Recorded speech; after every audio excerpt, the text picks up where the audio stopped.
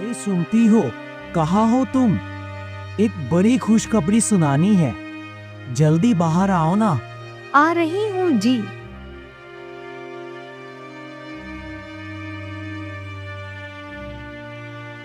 इतना क्यों चिल्ला रहे हो?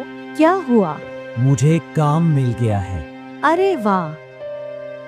लेकिन वो वाला काम तो नहीं ना, जो 10 से 15 दिन चलता है, फिर महीनों तक खाली बैठे रहते हो। घर तो मेरी मेहनत से चलता है।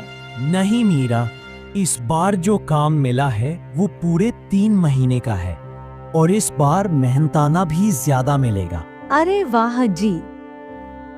ये तो वाकई बड़ी खुशी की बात है। इस मौके पर तो खीर बननी ही चाहिए। खीर? 2 वक्त की रोटी नसीब नहीं होती और तुम खीर की सोच रही हो? तुम फिक्र मत करो, मेरे पास कुछ पैसे बचे हैं। आज की खुशी में खीर तो बन ही सकती है और 3 महीने तक तो तुम कुछ ना कुछ कमा ही लोगे। ठीक है, तो मैं अब चलता हूँ। रात को खीर बना के रखना, साथ बैठकर खाएंगे। अर्जुन चला जाता है। काम पर देर से पहुंचता है। अर्जुन, पहले ही दिन देर। यही चाल रही तो मैं किसी और को रख लूंगा। माफ कर दीजिए शिवनाथ जी, आज गलती हो गई। कल से समय से पहले आ जाऊंगा, वादा रहा। ठीक है, लेकिन काम में कोई गलती मत करना। चलो अब लग जाओ। उधर मीरा बाजार जाती है खीर के लिए चावल लेने। आज बहुत दिन बाद दिखी बहन, पर आज सस्ते चावल नहीं हैं, सिर्फ बढ़िया चावल ही हैं। मैं सस्ते चावल नहीं, खीर के चावल लेने आई हूँ। खीर के चावल? 100 ग्राम के 40 तांबे के सिक्के लगेंगे। मुझे पता है, मैंने कुछ पैसे बचा कर रखे हैं। आज अर्जुन को 3 महीने का काम मिला है, उसी की खुशी में खीर बनानी है। ये लो, 20 सिक्के दे रही हूँ, 50 ग्राम दे दो। अच्छा अच्छा, अब समझा। ये लो तुम्हारे खीर के चावल। अर्जुन को शिवनाथ बजरंगबली की मूर्ति लाने भेजता है। अर्जुन, ये मूर्ति ले जाकर मेरे घर में रख दो। बहुत कीमती मूर्ति है, संभाल कर ले जाना। मंदिर बनने तक यही रहेगी। जी शिवनाथी, जैसा आप कहें। रास्ते में अर्जुन फिसल जाता है और मूर्ति टूट जाती है। हे भगवान, मूर्ख, इतनी कीमती मूर्ति तोड़ दी। तुझे अंदाजा भी है? माफ कीजिए, किसी ने रास्ते में केला खाकर छिलका फेंक दिया था। मैंने देखा नहीं और फिसल गया। अब बहाने मत बना। तेरे जैसे गरीब गनवार को मैं काम पर रखता हूँ और तू ये करता है? माफ कर दीजिए, गलती हो गई। मैं गरीब आदमी हूँ, लेकिन दिल से ईमानदार हूँ। अब तुझे काम से निकालता हूँ और जो मूर्ति तूने तोड़ी है उसका पैसा देगा, नहीं तो गांव से निकाल दूंगा तुझे और तेरी पत्नी को। अर्जुन मंदिर में जाकर सिर पटकने लगता है और बेहोश हो जाता है। अर्जुन को सपना आता है कि ठेकेदार के घर में आग लगती है। बेटा, तू यहाँ मंदिर में ही पड़ा था, क्या हो गया? पंडित जी, जीवन बर्बाद हो गया। मूर्ति टूट गई, काम चला गया। तू चिंता मत कर। गांव में चर्चा है कि वो केला शिवनाथ ने ही खाया था। अब पंचायत में ये मामला उठेगा। हो सकता है निर्णय तेरे हक में आए। अगर ऐसा हुआ पंडित जी, तो भगवान की बहुत कृपा होगी। घर पर इंतजार कर रही होती है। गांव की औरतें आकर बात करती है। मीरा, तेरे पति को तो काम से निकाल दिया गया है। मूर्ति तोड़ दी उसने। क्या अर्जुन ने ये कैसे हो सकता है? अब तो पूरे गांव में चर्चा है। मूर्ति टूटी और उसे निकाल दिया गया। चाहे जो भी हो, मैं अपने पति के खिलाफ एक शब्द नहीं सुन सकती। धन्यवाद कि तुमने बताया।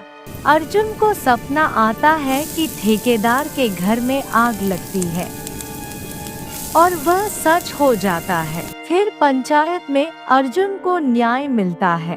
उधर गांव में खबर फैल जाती है कि शिवनाथ के घर आग लग गई। शिवनाथ अर्जुन को दोषी ठहराता है। देखो गांव वालों, यही है अर्जुन। इसने मेरे घर में आग लगाई। बदला लेने आया था ये नीच। नहीं शिवनाथ जी, मैंने कुछ नहीं किया। मैं तो मंदिर में सो रहा था। शिवनाथ रुक जाओ। हमने पता लगाया है कि जिस केले के छिलके से अर्जुन फिसला था वो तुमने ही फेंका था। मुखिया जी, आप उसका पक्ष क्यों ले रहे हैं? तो पहले ही मूर्ति के नुकसान का दोष अर्जुन पर डाल रहा था। अब आगजनी का भी ये साफ साजिश लगती है। अब इस मंदिर का काम तुझसे छीनकर किसी और को देंगे। मुखिया जी, आपने मेरी लाज रख ली। मैं घर जा रहा हूँ। मेरी पत्नी मेरी राह देख रही होगी। अर्जुन घर पहुंचता है और मीरा को सब कुछ बताता है। भाग्यवान, सब कुछ सही हो गया। ठेकेदार की सच्चाई सबके सामने आ गई। हे भगवान, अच्छा हुआ सब ठीक हो गया, नहीं तो हम तो कर्ज में डूब जाते। अब भूख लगी है, चलो खीर गरम करो। मैं तो तुम्हारे बिना खा ही नहीं सकती थी, अभी लाई। रात को अर्जुन को फिर सपना आता है। ए भगवान, ये क्या सपना था? एक बंजर खेत, एक अजीब सा पौधा और उसके नीचे खजाना। जी, क्या हुआ? आप फिर छटपटा रहे थे? मीरा, मैंने एक सपना देखा है और शायद वो भी सच हो सकता है। चलो चले, उसी खेत की खोज करते हैं।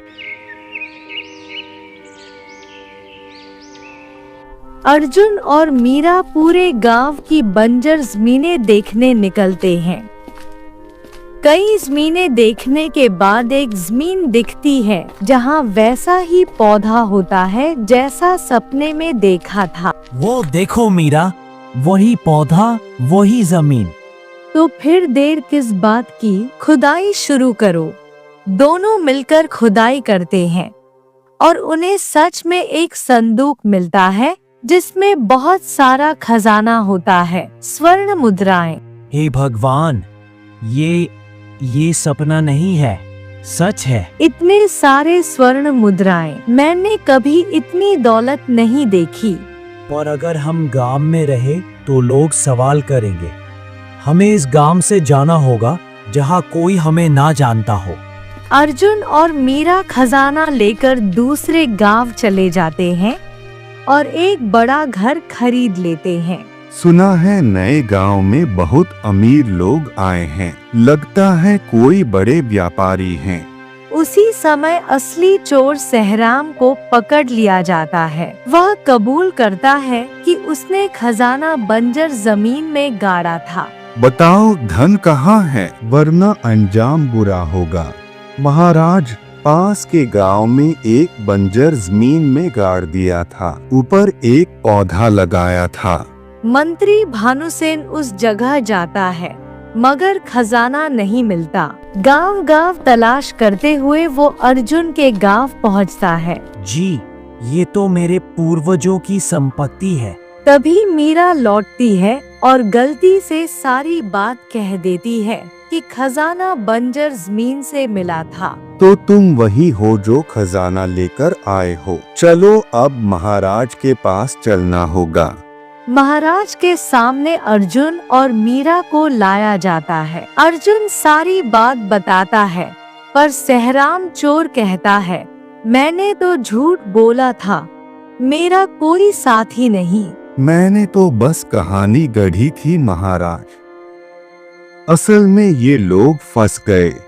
मगर अर्जुन कहता है कि उसने खजाने की जगह एक सपने में देखी थी। सहराम चकित होता है। भविष्य बताने वाला सपना? तुम मजाक कर रहे हो? तभी अर्जुन को फिर एक सपना आता है। महाराज को जहर दिया जा रहा है।